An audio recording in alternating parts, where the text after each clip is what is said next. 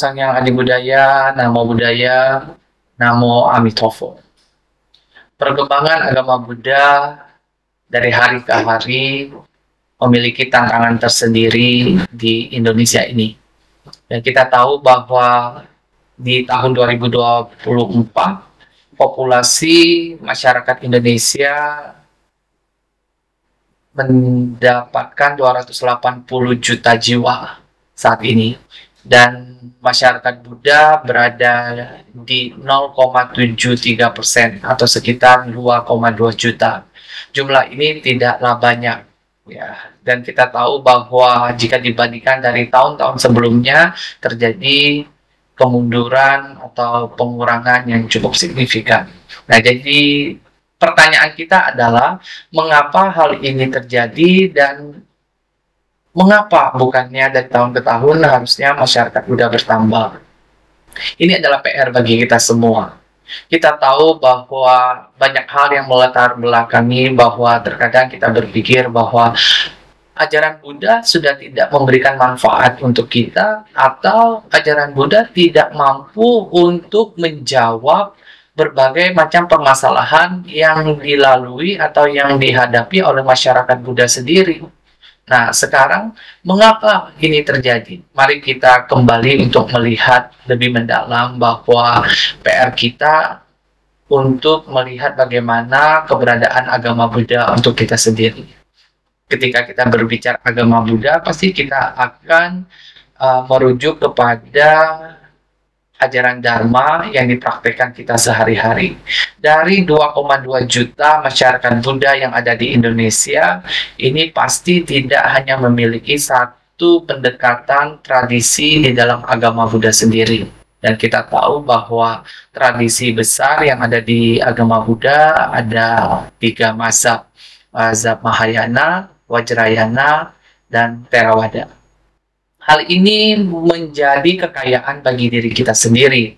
Kenapa? Karena kita tahu bahwa pendekatan ajaran Buddha tidaklah hanya sekedar untuk satu orang, tetapi berbagai kalangan, ya, berbagai level, dan berbagai pihak. Dan tidak hanya untuk masyarakat Buddha sendiri. Ternyata saat ini banyak sekali ajaran Buddha sudah melampaui dan mampu untuk bertransformasi bentuk yang dapat digunakan oleh berbagai pihak untuk menjawab berbagai permasalahan dan mampu untuk memberikan kontribusi terhadap permasalahan di berbagai aspek kehidupan masyarakat di Indonesia, bahkan di negara asal agama Buddha lahir sendiri, India, dan juga di dunia.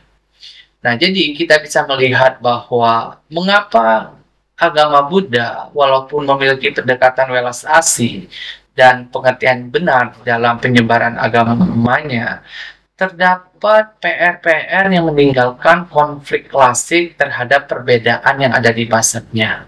Terutama di Indonesia, kita tahu bahwa hal ini bukan lagi hal yang baru, tetapi sering meninggalkan permasalahan-permasalahan yang memicu akhirnya banyak pertanyaan terhadap ajaran Buddha itu sendiri.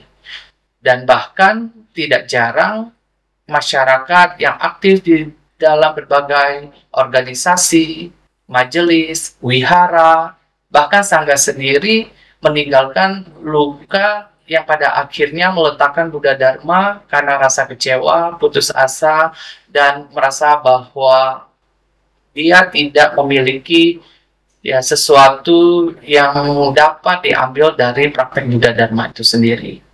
Nah, ini sangat disayangkan. Untuk itu, kita tahu bahwa bagaimana kita harusnya memiliki mentalitas, kita memiliki cara pandang di dalam memahami Buddha Dharma, mempelajari, mempraktekkan, sehingga kita dapat terintegrasi di dalam kehidupan yang sesungguhnya.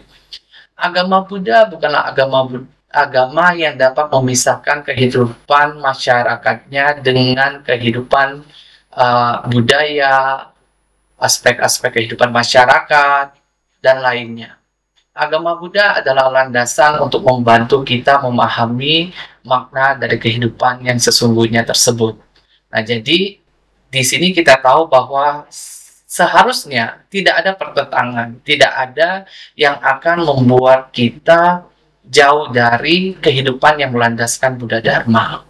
Nah, untuk itu di level individu, kolektif, dan institusi, umat Buddha seharusnya mampu bagaimana membawa esensi ajaran guru Buddha di tataran personal, di tataran kolektif, dan institusi. Apakah ketika dia berorganisasi, membawa organisasi sebagai sebuah bentuk dari implementasi pembabaran Dharma, membawa Dharma kepada masyarakat, dan juga sebagai masyarakat di dalam negara Kesatuan Republik Indonesia dan dunia.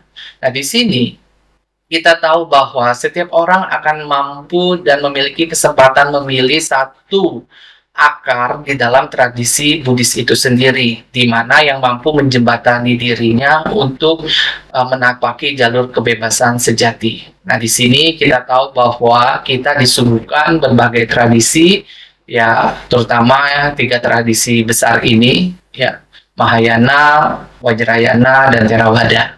Nah, di sini dengan mendalami seharusnya kita memiliki kebijaksanaan dari tradisi yang kita pilih.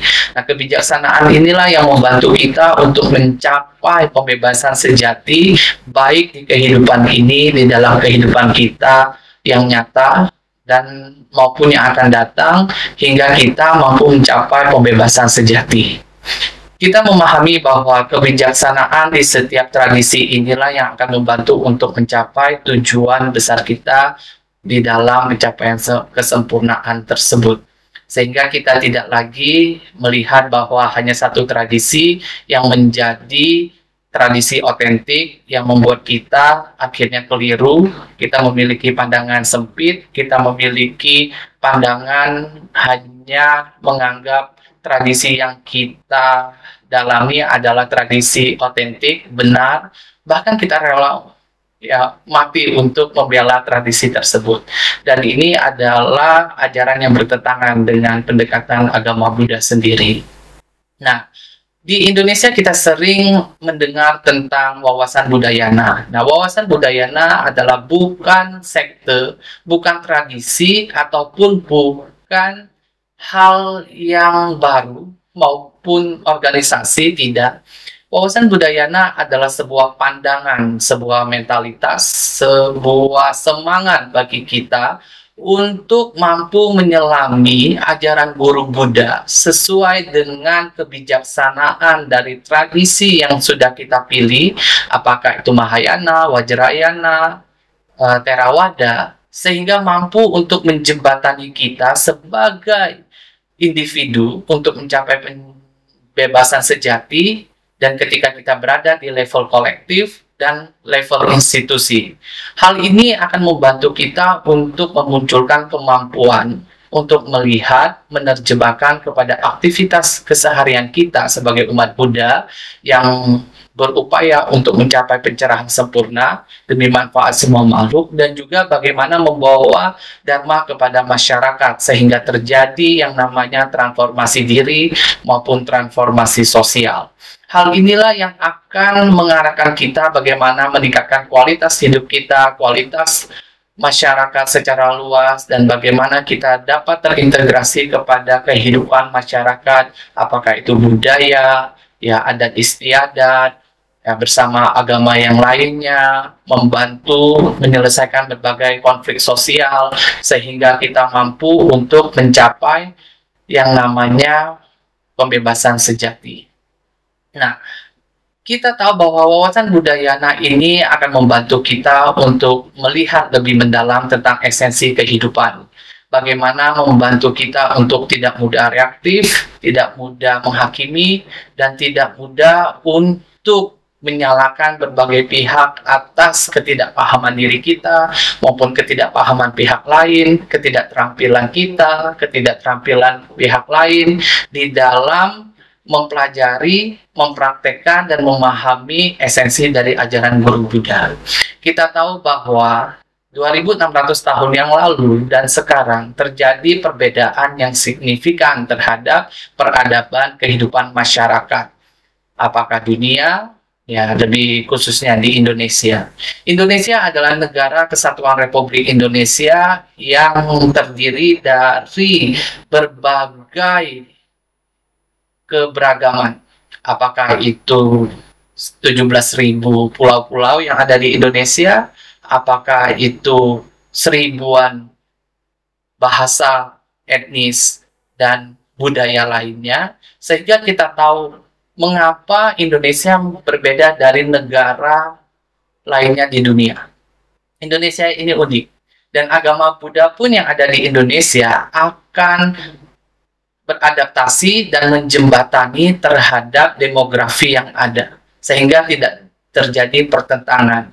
Karena agama Buddha akan mampu untuk menjembatani kita dan memberikan manfaat terhadap pemahaman kehidupan kita dan di mana kita berada. Nah, di sini kita tahu bahwa wawasan Budayana adalah jembatan landasan yang berupa mentalitas, semangat, pandangan untuk agama Buddha mampu eksis atau berada di negara kesatuan Republik Indonesia ini. Agama Buddha di Indonesia berhadapan dengan kebijakan, aturan, perundang-undangan, ya tata kehidupan secara budaya, politik, sosial, ekonomi, dan sebagainya yang ada di kehidupan masyarakat Indonesia.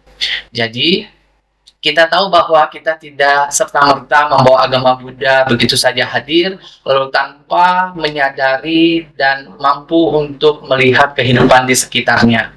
Agama Buddha yang sesungguhnya adalah mampu untuk memberikan kualitas kehidupan bagi umatnya, baik secara individu maupun kolektif dan institusi. Sehingga dia memberikan manfaat, dia memberikan pencerahan, dan dia meningkatkan kualitas kehidupan bagi setiap insan. Jadi, wawasan Budayana bukanlah sebuah permasalahan yang harus diperdebatkan bagi kita saat ini, dan kita tahu bahwa tidak hanya di Indonesia, di luar sana ketika kita berbicara para guru besar, di negara Taiwan, kita bertemu dengan Master Yin Sun, di Tibet dan India, kita bertemu dengan His Holiness Dalai Lama dan His Holiness Karmapa 17, ketika kita bertemu dengan Master Sheng Yen di Taiwan, kita bertemu dengan Achan Buddha Dasa di Thailand, Achan Sulam di Thailand, Venerable Thich Nhat Hanh di Vietnam, kita bertemu dengan Mendiang Zen Master Thich Nhat Hanh, dan banyak lagi. Nah, Mendiang Hasin Jinara kita, atau yang kita kenal Sukong, adalah salah satu bagian dari penggerak untuk membawa Dharma kepada masyarakat yang bermanifestasi pada agama Buddha terapan, yang saat ini kita sering mendengar dengan kata wawasan Budayana. Ini bukan sebuah sekte, ini bukan sebuah tradisi baru, tetapi ini sudah ada sejak lama, dari 2600 tahun yang lalu, yang diformulakan kembali sesuai dengan kehidupan masyarakat kita di Indonesia, dengan membawa semangat agama Buddha yang moderasi, agama Buddha yang memberikan manfaat, dan agama Buddha yang mampu untuk merangkul berbagai pihak, internal Buddhis maupun eksternal Buddhis itu sendiri. Jadi, jangan ragu, setiap pihak dimanapun berada, jika dia beragama Buddha, dia memahami esensi ajaran guru Buddha, maka wawasan Budayana adalah landasan di setiap praktik yang ia lakukan. Demikian, terima kasih. Namo Sang Hyang Adi Budaya, Namo Buddhaya, Namo Amitabha.